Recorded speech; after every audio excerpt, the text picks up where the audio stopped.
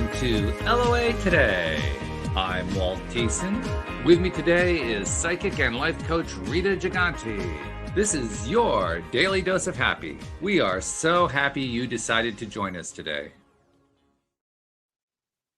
It's a very special day because we've got guests here today. In addition to Rita being back here on the show, we have Kathy Mason joining us today. And I got to know Kathy yesterday because I was on her podcast. This is a very cool lady, let me tell you. Very cool lady. And quite a background, too, which we're going to get to because, she's worked with some pretty cool people, Rita. I mean, you're going to say... Wow, this is cool. This is cool. But it's great to have you back. It's been a few months since you've been here. Yes, so thank you for sitting in today. That's been great. Sure. Debbie G will be back next week. She's traveling today, and I guess she's in the middle of getting the magazine out that she produces. So she's got a few things going, which Kathy knows a little bit about because she's involved in that same project. Yeah, but I'm doing a lot of the magazine. Are you doing a lot of it? Okay, well, yeah, all right. So there you go. That's simple. Yeah. But no, we're just glad that you took the time to talk with us today and let us get to know you. I actually have something to share first before we get into the conversation. So let me get to that because I noticed, I've seen a few of these. I'm sure you guys have seen these too online. People complaining about, well, I'm having trouble letting go of stuff and can people give me ideas on how to do it and so forth. And I got this idea of how to explain it. So I ended up writing an ode, a poem about how to do it. And I wanted to read my ode to you. So I call this Ode to Letting Go of a Rock. Okay. I was holding a rock and I wanted to learn how to let go of things. So I reached down and put the rock on the ground and then I walked away. I felt lighter. After all, the rock was a little heavy. But the moment I put it down, it felt like I lost 5 to 10 pounds. I walked away from the rock and I gave it no further thought. Now, here's what I did not do with the rock after I put it down. I didn't miss it. I didn't wonder if I had done the right thing. I didn't second guess myself. I didn't feel guilty about it. I didn't throw the rock at someone else. I just put it down and walked away. I didn't keep dwelling on the rock in my mind. I didn't wonder what might have happened if I had continued to hold on to the rock. I didn't talk about the rock with my friends. I didn't tell them that I had put my rock down, but somehow the rock continued to prey on my mind. I didn't worry about whether the rock would be cold and lonely tonight. I didn't worry about whether the rock had sufficient food to eat. I didn't argue with the rock about why I was leaving it behind. I didn't threaten the rock. I didn't plead with the rock. I didn't blame the rock. I didn't get pissed at the rock. I didn't try to reconcile with the rock. I didn't ask the rock for a reference. I didn't suggest to the rock that it might be happier in someone else's hands. I didn't keep replaying in my mind how it had felt just before I put down the rock. I didn't call my psychic to find out if I should put the rock down. I didn't check the rock's horoscope. I didn't meditate first before putting down the rock. I didn't look for a sign from the universe assuring me that it would be a good idea to put down the rock. I didn't wonder if putting down the rock would enable me to get my dream home. I didn't focus on retaining a memory of how the rock felt when it was in my hands. I didn't curse the rock for hitting my foot because, well, it didn't hit my foot. I didn't wish I had invited the rock over for dinner first before putting it down and walking away. And I walked away forever. I walked away with a full and complete intention that I never wanted to set my eyes on that rock again. I didn't hate the rock. I was just done with it. I actually lost interest in the rock. I stopped paying any attention to the rock at all. And when I finally did that, when I finally stopped giving any attention at all to the rock, attention of any kind, I found that I had truly let go of the rock. I had finally let go of the rock and left it behind me. This gave me what I really wanted most. I was free. And in that newfound freedom, I celebrated my freedom. And as I celebrated my freedom, I also realized something. It had never occurred to me to wonder what the rock wanted. The rock just wanted to remain where it had been all this time in its rockiness. So it was all working out for the best. Rocks are made from source energy, just like you and I are. We are all one, even as we are all individual and unique. So the rock and I will always be connected. And I don't have to do anything to make that happen. I don't even have to maintain my emotional attachments to that rock as I might previously have done, because the connection will always remain. This doesn't mean that the rock must continue to be part of my everyday life. Far from it. It just means that letting go of it was pretty darn cool. Ode to letting go of a rock. That's awesome, Walt. Great. I hope you post that with this so we can see it again. It's perfect. I enjoyed writing it too. It was a lot of fun. So anyway, now that we've got the ode to letting go of a rock, I put the rock down, I let it behind, and it's gone. Let's reintroduce the person we're getting to know here, Kathy Mason, who has a fascinating background. You have worked with some people that our audience will know once you tell who they are. So, I mean, talk about some of the people that you've worked with over the years. You've worked with some pretty cool people. Oh, yeah. Well, I've been working with change agents, authors, and amazing businesses that are here to leave the world a better place and do cool stuff through my business for 21 years. This is my 21st year. So over that time, I've gotten to work with Don Miguel Ruiz, with Neale Donald Walsh, with Greg Braden, with Sharon Rose, with who else would you know? Barbara Marks Hubbard, Humanities team. I did their marketing plan. I could just keep going. It's boring. That's cool, actually. That's a great list. Well, you know, and I've gotten to make friends with a lot of the Hay House authors over the past, and it's mostly because they were the early guard. They got to see the path to our enlightenment, our awakening, which is what we're doing right now. And some of them use science. Some of them were just brave enough to say what they saw. So they're guides. So I really enjoyed it. A lot of times I was behind the scenes. No one ever saw me. I was just doing all the work. Sometimes I was up front for Humanities team with Neale Donald Walsh. I went to Greece and I was the program for the whole organization to meet. And then the next year I went to Portugal for them. And they're still using the plan that we did like 8 years ago, or something like that. So that feels good. That feels good. So yeah, that was a very interesting project. I'm psychic and intuitive, and I see timelines for people. And so doing an organization is different than, well, a company can do that too, but a large organization, their email list is like 70,000 people. It's big. So what was interesting is I used the same format that I use with everyone to do their plans. That opens up the records and opens up the viewpoint. And I actually did that, but English wasn't these people's first language. And I found myself, it was fascinating. It was fascinating trying to explain or get the concepts from people that English wasn't their first language, and get a unifying principle. And and there's a lot of energy work with it too. So anyway, that was fascinating. I mean, I had a lot of experience doing the plan, but never like that in a good way. So, but I've done plans like that with people that were all blue collar, in fact. And one company down in Denver, we took the company from 150,000 to $1 million in a year. Woo. And they didn't even quite know what I was doing. I love it. So sometimes I had to kind of hide what I was doing. Okay. That's all right. That's cool. And Rita's especially great because she was also associated with Hay House for a bit. So you guys have a connection there. Oh, but, yeah. Back in 2012. Yeah. Cool. Well, I've had a lot of wonderful experiences with the people I know that have published with Hay House. I really love a lot of them. I'm still really good friends with a bunch of them.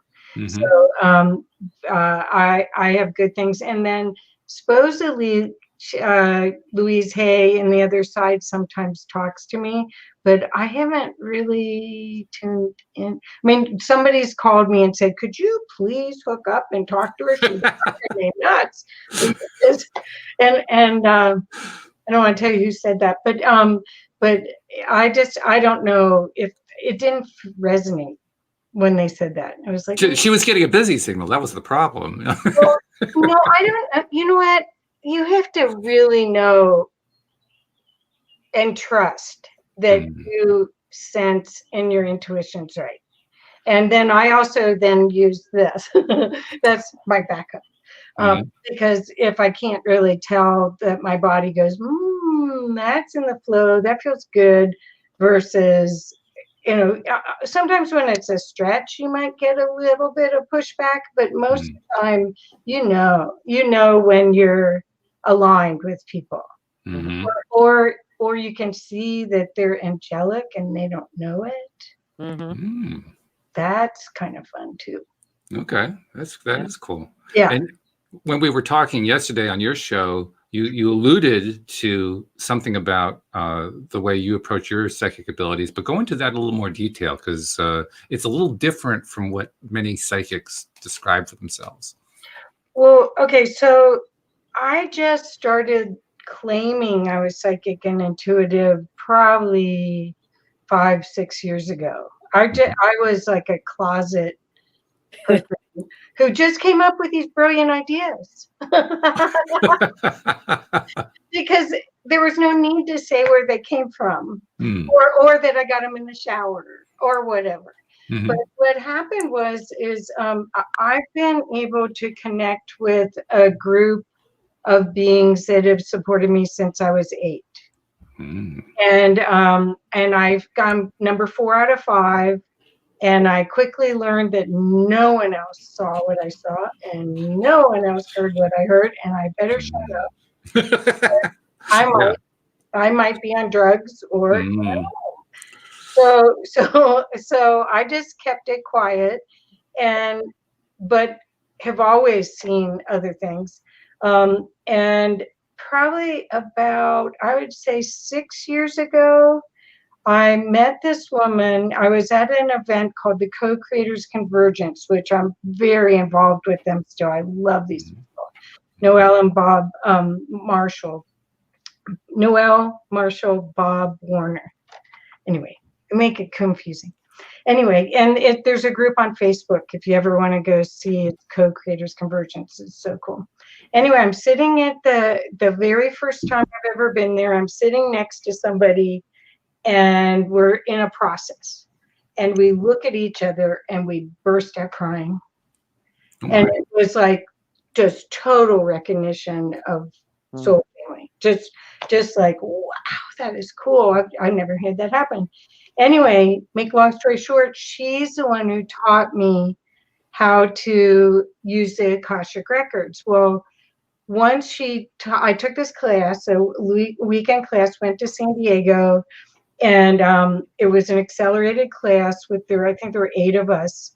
And I was amazed because I didn't realize I was already tapping into them. And I didn't have the secure feeling that I would get. It wasn't like, Sylvia Brown and some of these people who go 750 an hour and they can just go and they're in. I didn't have that confidence ever. I always felt like, and I still feel like I'm on assignment. So I'm not supposed to work with everybody. I just do it the way I'm supposed to, I guess. But anyway, she went during this Akashic Records class with my friend's name is Darlis Mays, and she is on Facebook if you want to find her. She's just amazing, magical being. Anyway, we got a prayer. And so I found that was my door opener. That was my safety net, that I could always get in the zone, even if I didn't have enough sleep, even if I drank red wine, whatever. I could use that, and it somehow gave me the comfort to do things more on a more regular basis, because up until then I was sort of letting the divine use me. However it showed up. I mean, I might wish to be in it, but I'm not sure I was in my body that much in my 20s. I'm just in my body now. I don't know about you guys, but Rita probably can explain that. Oh God. I don't, when I'm in my body, I'm very happy, because when I'm out of my body, sometimes it feels very strange. And, you know, I have to be grounded when I'm out there. Otherwise, you know, you feel like, give me a Xanax, because I'm just flying around here. And Well, I think that a lot of the people, especially the Hay House early adopters, they were all, a lot of them, not Michael Beckwith, but a lot of them were talking about ascending, and getting out of your body to be more connected to source and your soul. Well, I found that that was my way of, it's actually an escape route. I could see all around. I could stay safe. I could tell you what was, I still can tell you what people are talking at a restaurant at each table around me, because of my field. secrets. Yeah. Yeah. Well, no, you don't want to necessarily. A person in front of you thinks you're right there, but your field is big, and you're receiving. But I think the gig is embodiment. I really think right now we came here we stood in line to get these bodies to be here right now during the biggest change ever. The party is going on here. That's right. And so being in your body is the whole, not challenge, but the game. Game on. Absolutely. I agree. You're not getting any disagreement over there, Kathy. Sorry. No disagreements. Were you always in your body? I mean, we're on the extra sensory perception side over here. So for me, I have only had one experience that I would describe as being like an astral projection kind of thing, and it was through a guided meditation that someone led me through many years ago. And it was interesting. It was fun. It was just not something I really had any great interest in pursuing, and I suspect that's probably why it hasn't really developed. But other than that, I've been grounded. I've been on the ground continuously. Well, actually, that's delightful. I think that's part of your delightful charm, really. It is. Absolutely. It's who I am. I am who I am. I'm, you know, if you're looking for somebody else, go over there. I mean, it's just not me. And I think your authentic representation of who you are too is really charming, because I think this also is a time period where people are releasing all of their costumes. That's what I call it. You know, I was a consultant, so I had my consultant outfit on, and I actually have the clothes and everything on. But anyway, I had my consultant outfit on, and then I went and did something else. Or then I'm a mom, and I have the mom outfit. You know, you can play those roles, but this is the time. This is the time to release all of that. Yeah. It's a funny thing too, because for me, dating back to when I was a kid, when I was in junior high school and high school, that era, I mean, I was growing up in the late 60s, early 70s. And that era was about a new kind of freedom. It was about a new kind of understanding about life. And so I just kind of assumed that was the way it was always going to be in my life. I was kind of surprised later on when it turned out that's not where everybody was going, that there was all the game playing and all that kind of stuff. It kind of, it jarred my world, so to speak. So getting to this point, this part's actually easy compared to all of that. That part was the hard part. This is easy. I don't have any trouble with this one because it's exactly what I expected when I was that young. That's great. Yeah. I think though that you're seeing these new kids that have the superpowers, and more of the adults, which is what I guess I call myself, are also activating their superpowers. And all of us have them. That's the coolest part. And then we can all play together with them. It's so cool. Yeah. Well, I think ultimately the biggest superpower we all have is that we're creators. That's what we are. We are, if you want to use the word God, we're God. We are the ones who create. And because of that, literally the world is our oyster. I mean, we create whatever we want to create. Right. Now, people sometimes make some pretty weird choices, I have to say. Choices that I would kind of scratch my head and say, okay, you really want to go there? You sure about that? But nevertheless, we are all creators. And I think that's kind of what we're doing in this period that you guys are talking about, this period of, we've often talked, Rita, you and I and Linda talked about this a lot, about how we're in this period of vibration rising on, the whole planet is going through this thing right now, and there's fallout that comes from it and so forth. And as I kind of dwell on that, as I think about that, I say to myself, okay, so we're going through it, but why is everybody so worried about it? Well, I think in a lot of cases they're worried just because they don't know what's going on. They aren't, they don't know about the stuff that you guys know, that you guys have taught me, that our listeners know about, and so forth. The large chunk of the population just doesn't have a clue what's going on in that sense. But nevertheless, we came into this world to create, and that's what we're doing. And we're learning what happens when you have a huge number, billions of people, all creating from different perspectives with different dreams and desires, often in conflict with each other. And then what do you do about that? How do you handle that? How do you interact with other people, particularly those who are creating stuff that you wouldn't want to touch with a 10-foot pole? That's what we're dealing with right now. Sure. So I guess that's where my groundedness really helps, because I just see it for what it is because of the groundedness. Right. Perfect. That's very helpful. Yeah, well, it certainly helps me. Otherwise, I'd probably be crazy by now. But Well, so Rita, why don't you share about your perspective on what's happening now? Because this is, it feels like game on to me. It is. It's definitely, I mean, I saw it coming many moons ago. And I remember saying, out loud and to myself, it's like, yeah, this is just the tip of the iceberg. Like when 2012 hit, I was like, no, we're already further in. Like, what is this 2012? Like, we've gone, and it just steadily moving faster and faster and faster. I know some people are complaining that it's, the days are flying by, but again, you can slow down the days if you chose to, but in essence, we're being ushered as I think as quickly as possible, or as quickly as our vibration will allow us to get into that place where we can be those beacons of light for others to go, oh, I want some of that. How do I get some of that? And then want to align with that energy. And then it expands and expands and expands. And then that creates the new paradigm of what Earth is going to be eventually.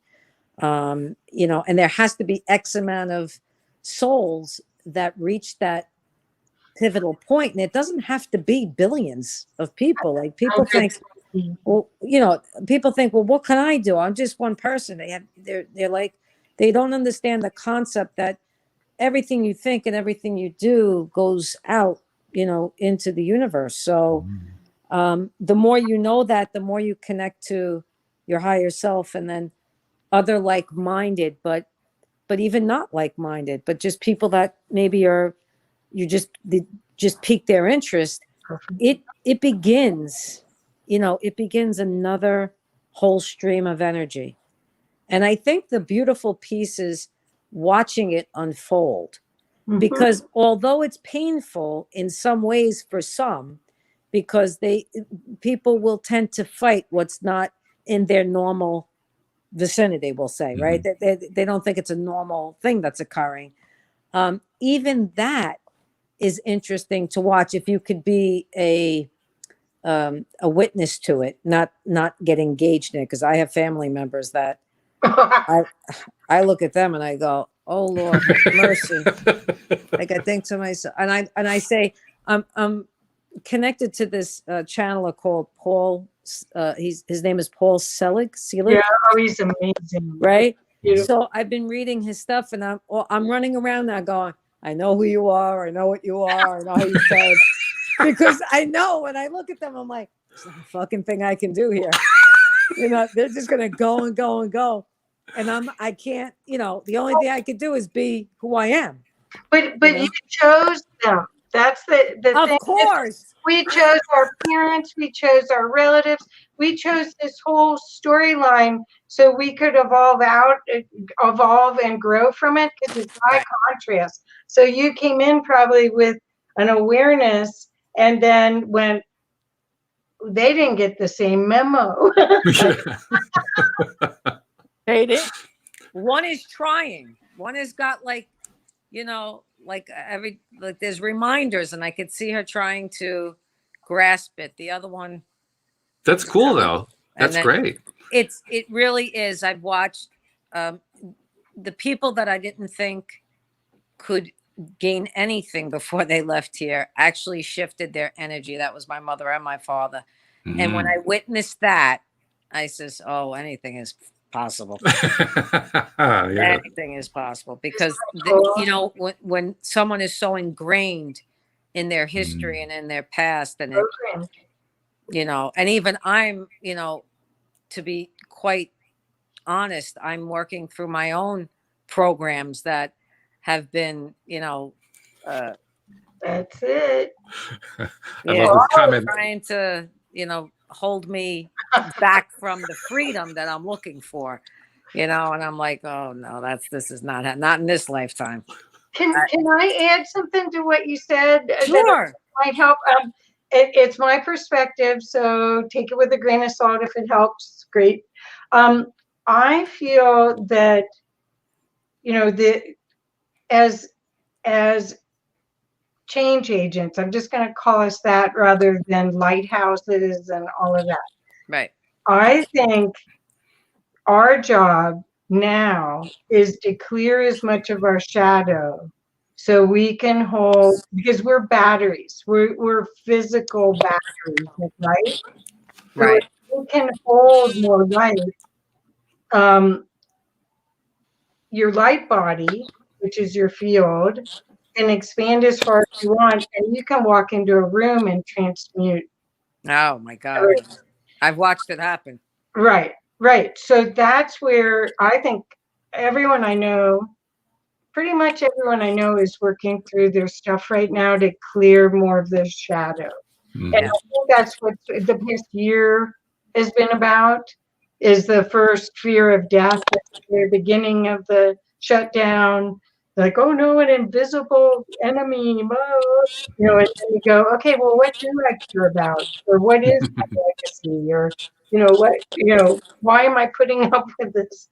I might that's true.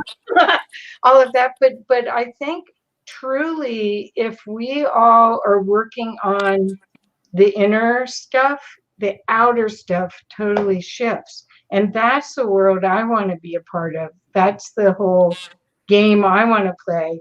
Mm-hmm. I do think we are like computers. I do think I'm in a hologram, and right now all three of us are playing in our respective holograms. Welcome to the Matrix. Yeah. Oh, teach me karate, please. I've been wanting to learn that for years. If I could learn it in 3 minutes, I'll be very happy. Probably, if you went to sleep wanting to do it, you probably could now. There are no veils. There's no separation from source. Right. All of that is allowed to what a construct. Mm-hmm. Doesn't have to be used unless you so choose it. That's what I think I'm calling that the people that are making choices that I don't understand. They're just in a different hologram. Yeah, absolutely. It's a good way to describe it. Well, it's not for me to judge. They're divine beings too. We're all that. Right. So it's not really for me. It's obviously for me to see, for something for me. For me to be the witness, mm-hmm. and for me to have the experience, there's some benefit to me. Sure. Now I have to admit that I'm on the same page as LaRhonda and Shauna, by the way, because LaRhonda said, I want to kick myself in the ass. What the hell was the spirit thinking? And LOL. And then Shauna says, yes, I choose my family, the blueprint, before arriving on this Earth experience journey. Now I say, what was I thinking? And the way I've always thought of that is, oh God, I can't get away with anything. It's the same feeling, right? It's like we planned this, really? Oh, geez. I mean, like I need a new travel agent or something. Can't hear. You can't hear I me? can't hear. Can you hear me? I hear you. Can you hear? Rita said she couldn't hear me. I lost the hearing. You're not getting anything? No. Do you want Oh, to go out and come back in? Go out and come back in? see if we can do anything with the microphone. No? I don't know. Let me leave her a chat message. While I'm doing that, actually, there's something I wanted to ask you, Kathy. Okay. Because you're one of the first people who've come onto the show who actually has studied Akashic Records. Can you talk about that for a little bit? I'm going to send a little message to Rita. Sure. Well, just like so many things, like the angels and archangels and all the hierarchies in the unseen worlds, the Akashic Records have been written about. I have like 5 books on this bookshelf back here. Everybody has a different story. Mm-hmm. But in essence, what it is, if you think of a giant library, and you think, or you use the computer analogy again, where with a hard drive. What you're doing when you're tapping into the Akashic Records, you're tapping into a library of data, and each soul has their own. Now, again, the game here was forgetting. A few beings come in remembering, but not that many. So most people come in fully forgetting, and the game is how much can I remember? And then there's little clues everywhere. So when I tap into that, I didn't intentionally say I've got to know what's going on here. I just saw these movies. I'm 17 years old, and I see somebody do something, and I go, don't they know what the outcome is of them doing that?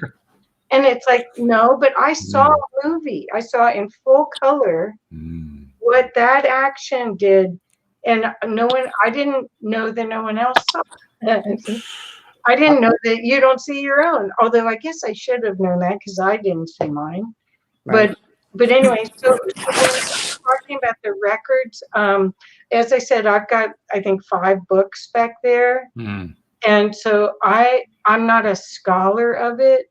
I just use it. And what I use is the galactic Akashic Records. So I'm not just using Earth, because a lot of the higher functioning people here are star beings. They're either angelic from higher realms, or they're hybrids, or they're other beings. And so that's why I end up, and I think I was directed to do that because I work with a lot of angels that don't know they're angels.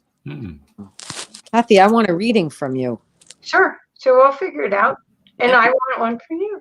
Oh, but you know what, the thing is again, this is all, you can't mess up here. The hardest part, I think, for humans for this whole trip is trusting everything. But really, we're so loved. There is no hell. There is no judgment day. There is none of that. We're just dumping all that stuff on ourselves. And really, once you get to the point of everything is in infinite possibilities, it's only your imagination that restricts you. It's amazing what can happen. Yeah. I think it's also fair to say people create their own hells. The cool part is they can let themselves out anytime they want to. Yes, they can. That's the rock. Yeah, that's the rock. Exactly. That's the rock you got to leave behind. Well, but Walt, did that explain enough to you? Because I can give you a lot of suggestions if you want to really learn about the Akashic Records, all the books that I've got. But I think it's like crystals. I really love crystals. I really feel them. I make jewelry and I get a buzz when I'm making the jewelry and everything. I really like them. But you can read 5 different books that'll tell you what pyrite does. Mm-hmm. And then I'll go, nah, that isn't what because I don't always have words for what I feel or what I know. Well, what you have is resonance. I mean, that's really what you're talking about. What resonates with you, and whatever resonates with you, that's what you pay more attention to. Okay, so I'm going to take it up a level. Okay. The alchemy that's possible. So we publish books. Okay. And we publish programs. We help people start their businesses and do their whole thing, create their platform. We can activate the energy in each one of those things so that it's recognizable, so that someone can just hold a book and know and get part of the message. So somebody can just open the first class on an 8-part class, online digital class, and get zapped. We can make sure, because of the way the alchemy works now, is you can say that as you clear, all that stuff upgrades too. So it's not like, oh, I did that 4 years ago, it's not any good anymore. we can change it. Mm-hmm. So that's where, it's almost like when I was talking about Neale Donald Walsh, he wrote those Conversations with God books. If you read them now, they're still going to activate. I mean, even 10 years later. Oh, yeah. It's the same thing. We can do that with everything now. It's all your intention. And especially if it's from the heart, if it's to serve and to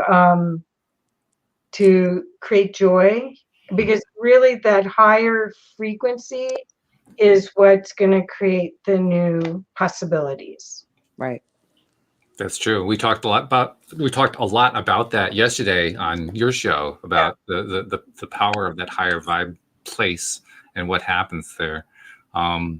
It's something that I knew when I first tapped into the idea, when I first got exposed to the idea, that resonated. I mean, talk about something resonates with you and you just latch onto it. I latched onto that one partly because it was so darn simple.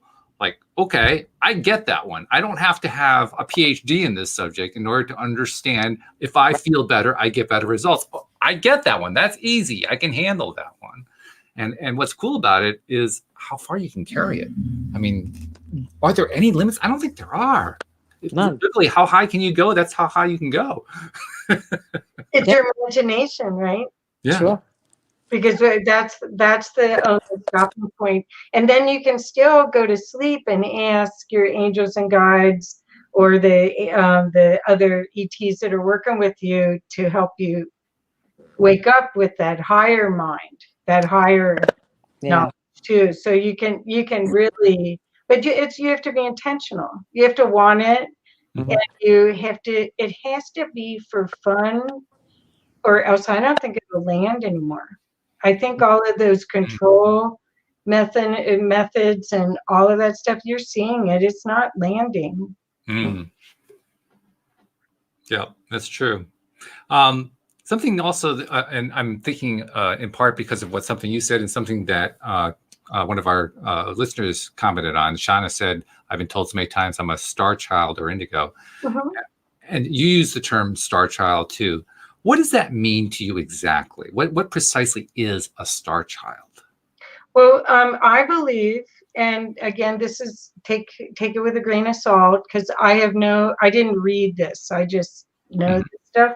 And I don't know how I know anything. But basically what's happened is we're evolving into a different species of human. Barbara Marx Hubbard, who was a futurist, who I loved, she called this new human Homo universalis. And what that means basically is that we have the capacity to engage on a galactic level as earth beings. Mhm. We, again, are capable of doing telepathy. We are empathic and compassionate beings. Mhm. And so a lot of these children that have come in, and there's Dolores Cannon had a whole series of ways that she explained the levels and the timelines of people coming in. Mhm. But Star Childs or Indigos, there's certain categories or times that they say. It's like calling them Gen X's or whatever. But I don't know that any of that's. It's just a way to have a conversation. These beings that are coming in. I interviewed this wonderful man on my show on Conscious Business Zone, and he is in constant telepathy with his 3-year-old son. His son hardly speaks. He Mm. hardly speaks, but they're totally talking. And so I think the internet is training wheels for that. Mm. Oh, But that we have to clean up. That's why I was talking about shadow work at the very beginning. mhm. We have to clean that stuff up so we can actually communicate this way, because if there's still all these scripts running, I'm not good enough or I'm in competition, Right. that's what's going to be communicated. It's a competition communication instead of straight pure thought. Which we see a lot of on the internet. You mentioned the internet. I mean, you can hardly avoid it if you get on the internet. It's just all over the place. Well, but I think that those people that, okay, so we're in high contrast. We're in polarity. And just like I've mentioned that I think we're like a battery. Battery has positive and negatives. It just Mhm. like a battery. And the Earth is like that too. There's a toroidal field around the Earth, which is North Pole, South Pole. Mhm. Um, and so what's happening is a lot of the newer beings, new consciousness. I won't even say the beings, because I don't know Star Child and Indigo and all of that qualifications. But a lot of the people are trying to see how to live in 0 point, Mm. not in the polarity. And the only way you do that is you work on your shadow. And every single contrast you have is an opportunity to see what's sticky there still. Mhm. Mm. What works, what's still there wanting to talk to you. That's a good thing too. Got a couple of comments I want to share. First of all, Debbie G was able to poke in and say hello to everybody. She said, "Look at the beautiful panel," and she loves the thought that you were sharing there just a moment ago. In fact, she even added her own thought. She said, "Let's be in compersion," and a word she introduced to us last week, or celebration of each other. Pretty Mm. cool. And also, you got a fan here. Saf stepped in and said, "Hey guys, Oh, one love, Kathy Guru, the best publicist in the world." yeah, thank you, dear. So, but I think what we're seeing is the opportunity to create at such a high level in these new kids, no matter what age group they are. I mean, when Rita or I say that we are psychic or whatever, that's like a given for these new kids. They and empathy, empathic. I mean, when we were growing up and we felt everything around us, and it was like, is this mine or is it theirs? What do I do with it? I can see how that's confusing. I mean, seriously, I could see that. Yeah. Well, you have to learn how to deal it. What? It wasn't a rock big enough to hold at that age. It really wasn't. I was, and nobody understood. Like in my family, growing up in a very Italian Catholic family, just thought I was a miserable child. Like, they had no idea the sensitivity, the level of sensitivity. I could come out of my body very easily, go into my mother's, help her, then come back out, and it took such a toll. It was so hard for me. If I wasn't into sports, I don't know, what Yeah. happened, because I really feel like that was like the saving grace. Because when you're that, now the kids that come in like that, now I'm helping kids, That's cool. mother coming to me going, I don't know what to do with this kid. And I'm going, oh, he's an empath. Yeah, he just feels everything around him. So we're going to get a nice big sandbox and let him play in it. Just go to Lowe's and get a shitload of sand and throw him in it. Get the biggest rock you could find and let him sit on it. That's right. Well, yeah, I mean, these people, because that's why they're so capable of doing other things than we are. Yeah. And I mean, and you'll hear people, parents of young kids, oh, I'm so worried about the devices. If you look at the devices in the interaction and think, okay, that's just stepping stone to being able to just talk, then it's not that scary. It's not that irresponsible or whatever. Right. Yeah. Yeah. It's funny too, because I've been hearing a lot of stories over the years that I've been doing this podcast from people like you, Rita, from Linda, from others who have been on the show talking about what it's like dealing with having abilities that are not considered to be normal human abilities. And I mean, I was in blissful ignorance of this all the time that I was growing up. I had I mean, this sounded like something that was out of a sci-fi movie. It didn't sound like anything real. And to hear people telling me that they were really experiencing it, it's like, oh my God, oh, how would I react to that? And I don't even know how I'd react to that. It was so foreign to me, but it's also been very interesting because I can kind of put myself into your place. I can kind of imagine Rita. I can kind of imagine Kathy, what it could have been like if I had had that experience, if I had been, finding myself, kind of wondering, am I crazy? I'm seeing things that other people aren't seeing. Doesn't that mean I should be in the loony bin? I can kind of imagine what that would feel like. So, you have my sympathy, but there's still that piece of me that says, wow. It's just amazing to me. Well, I have to say I was really lucky. I have a team that has grown since I've grown up, but I had a team of 4 beings that I think I found out later are Arcturians. Were always with me. And so I could count on them. I would trust them and the information I got from them more than I would trust the humans. Okay. Yeah. So I was really guided. I still am very guided. I am so lucky. I still am learning trust, even though all of that. Well, aren't we all, honestly? Yeah. Yeah, that's part of that shadow piece that, tough one. It takes time. Yeah. It's kind of like the old adage about how do you eat an elephant? If you try to swallow the elephant, you're just going to choke to death. But if you just eat him one little bite at a time, you can eventually eat the elephant. It just takes a while is all. I wouldn't have even thought elephant. That's a stretch a little bit. I look at the elephant and I go, he's going to eat me in a second. Like a chocolate in his mouth. That's funny. That's funny. It's true. It could work either way. I mean, this is. Can you imagine what the elephant is thinking? This is beyond, right? That's great. Well, I'm very optimistic about what's happening. I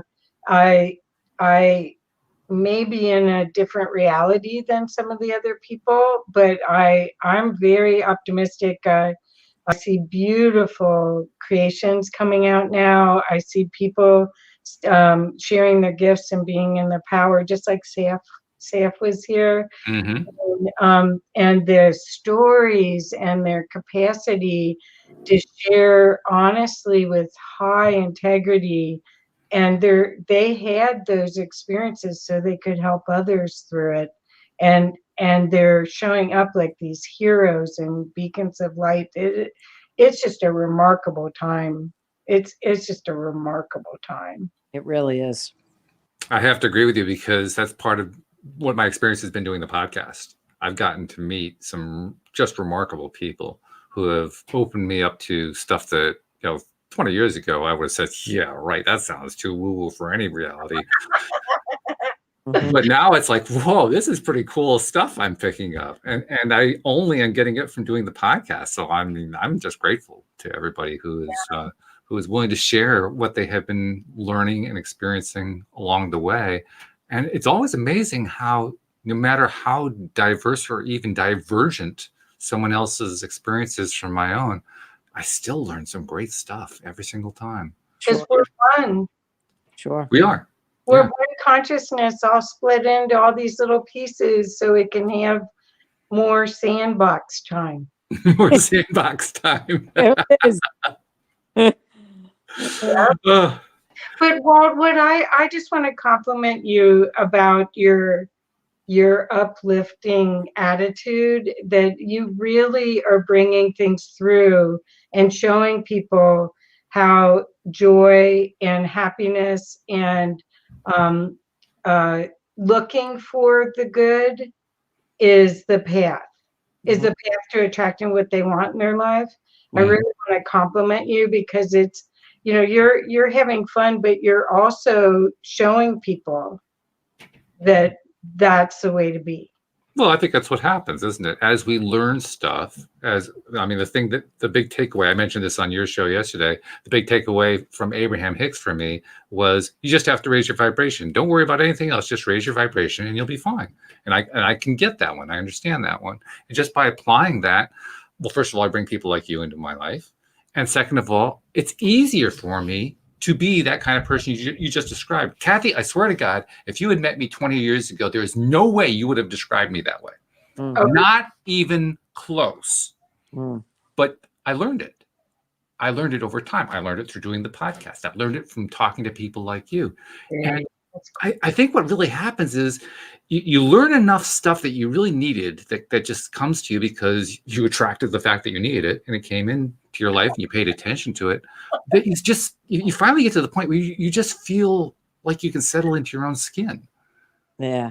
Okay, so you just said you just attracted the da.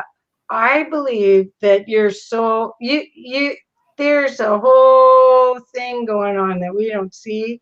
We're like on a chessboard. There in the old Star Trek, there was Spock used to play James Kirk on a plexiglass chessboard that was like the 3D chess, yeah. But it was like 5 layers up. Yeah. It was really different. Anyway, that's us. Mm. And there's something going on up here, and we're down here.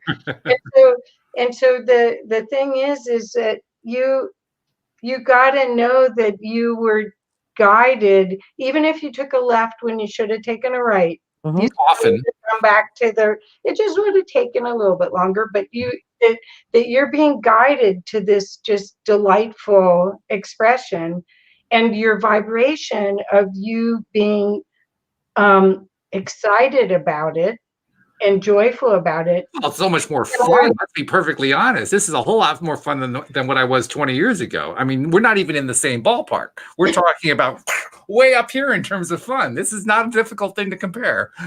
Well, but all I was saying is that this is the faster route. And that's why I was trying to bring it up for the show, for the people watching the show, for anyone who's a beginner in this, to see what you're doing and to see how much fun, make it a game. That's what Esther and Jerry Hicks would do for manifestation. They would, they did stuff like pretending how much if they could spend 500,000 a day or 5,000 a day or something, and and so they just pretend, how do I spend it all? Yeah, the checkbook game, I think they call that one. Yeah. That's a fun game. My wife Louise and I, we didn't play it over a series of days. We played it all in one evening. We pretended like we were going through one day after another every 3 minutes or so. And it was amazing to us how quickly we got to the point where we couldn't think of anything else to spend the money on. Wow. Yeah. I mean, it took me a while. You just keep building up, those deposits very quickly, and you're up into the millions. It's like, okay, well, I bought the house, we bought the vacations, we bought everything. What else is there to buy? Centers for people all over the world. Well, yeah, we started doing stuff like that. Yeah. We started inventing like new kinds of business situations and so forth. Because I mean, those numbers get big enough and they just kind of blow your mind. Yeah. that fun? But that's what I think, that right now people are really focused on abundance, prosperity, all of the things that they may have fears about, for law of attraction, when abundance is at every level. Mhm. The prosperity, money is just one part of it. Oh yeah, yeah. Interesting you should say that too, because money was something I focused on as a topic rather than, well, I mean, I did want to get more money. I was actually getting less of it, so that's probably why I wanted more of it. But I was interested in it as a topic for many, many years. Mm-hmm. So it's interesting to hear you say that it's much less than it was, because it certainly is much less for me. Well, it's more about a holistic viewpoint of your life. Mm. I mean, I think that before people were looking at aspects, and it might have also been the way society was. Mm-hmm. But the internet and us being able to watch any movie we want tonight, Yep. and watch any conversation like this all day long, we could be watching people talk like this. I mean, you're exposed to so much more right now to give you a chance to see what resonates. It's true. Yeah, it's very true. And it's exciting. We're Yeah. We're so blessed.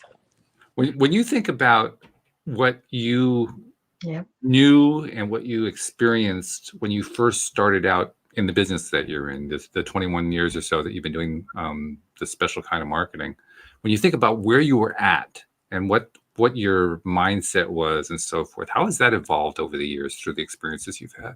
Well, before I started this business, I'll back up a lot.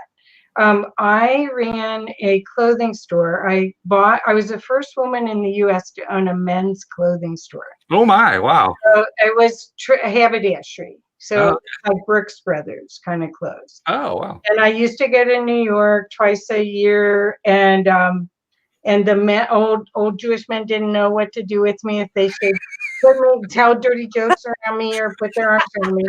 And anyway, so that's I started out really out of the box doing things. Then I ended up in a divorce with a 5-year-old child and had to start all over at 40. Mm-hmm. So all of a sudden I ended up, after a few jobs, running a division of Arthur Andersen. Oh my. The Change Enablement Group. I had 80 people under me. Wow. And I worked there, and I really realized that I loved the consulting side, but I don't have a business degree. Anyway, apparently that didn't get in the way, so that's something. But what we did in the Change Enablement Group was, it was mergers and acquisitions, online learning, and HR. Okay. The mergers and acquisitions were when two cultures had to merge, and a lot of operating systems had to change. So it worked when Chipotle was bought by McDonald's. I was on that team.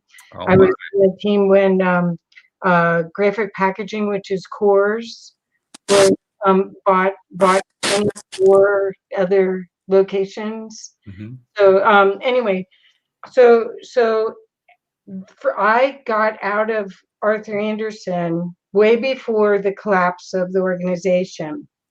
And I got out because I could see that we weren't really allowed to do the best solution. People hired big accounting firms and consulting firms like that if they wanted and their agenda supported. Yes. Okay. Arthur Andersen says to do that. Right. Yeah. And whereas a little consulting firm like me has to have results. Hey, what an idea. Yeah. So anyway, so when I started, I was still very much in a consulting mindset, corporate, hiding my superpowers, using them all the time, but hiding them to the client. And I remember one of my first this was probably my 3rd year of being in business. I worked with this coach, and we published his book. It was my first book we published as a company. Mm-hmm. And I came into his office. It was a Friday. I was really overtired. And I sat down. We were working on his marketing plan for his book launch. And I said, they want me to tell you, da, da, da, da, da. And he looks at me and goes, who are they? Oh my God, Oops. I'm out of the bag. And so it's like, I don't know. I don't know who they are, but they're always right. Well, that's the truth of it. I love that. And, well, it's a truth. So I really had to watch when I let it out, what I was doing. But people knew, and people know when your energy kind of stirs things up and rearranges it. And that, just let her do it. She knows what she's doing. Yeah, right. Yeah. They don't know what you're doing. I mean, I worked at this one company, the one that we went from 150,000 to $1 million in 1 year in Denver. And the owner would say, okay, we're having a meeting. What am I talking about? Wow. Yeah. We do that once a week. And I was there for 3 years. Wow. Twice a week, 2 days a week. Very cool. Yeah, so much fun. I mean, when you get something that rocks and roll, and those people, that was a fascinating project because it was manufacturing and very hierarchical. I mean, any manufacturing environment, if you've ever been in it, the engineers do this and and that was actually they even had unions.